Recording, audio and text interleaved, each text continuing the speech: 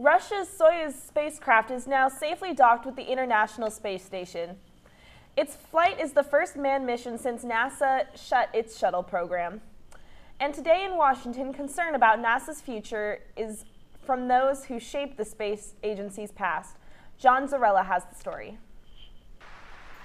You judge, was this an honor or an obituary to the U.S. space program? Congress bestowed 4 American space heroes Wednesday with congressional gold medals. The crew of the first moon landing mission, Apollo 11, and John Glenn, the first American to orbit the Earth. Glenn spoke some of the same words he used 50 years ago before a joint session of Congress 6 days after his flight. As our knowledge of this universe in which we live increases, may God grant us the wisdom and guidance to use it wisely.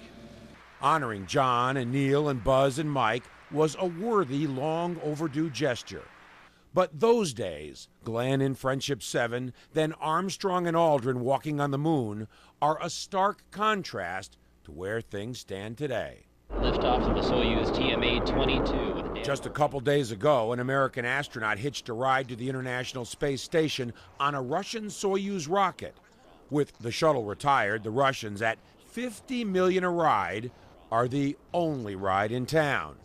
We're paying the price, NASA's top man says, for past indecision.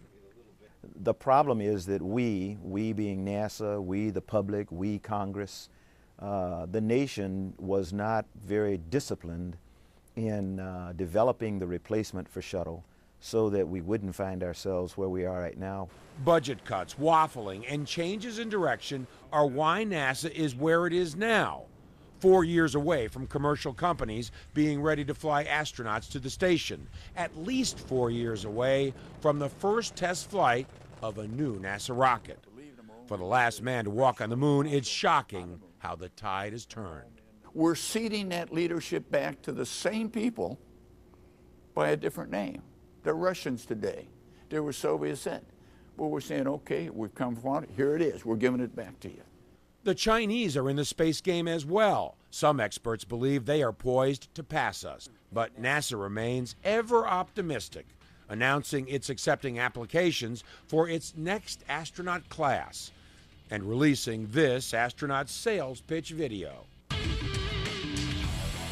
Your spaceflight experience begins right here, right now. The application reads, frequent travel may be required. Problem is, it won't be anytime soon.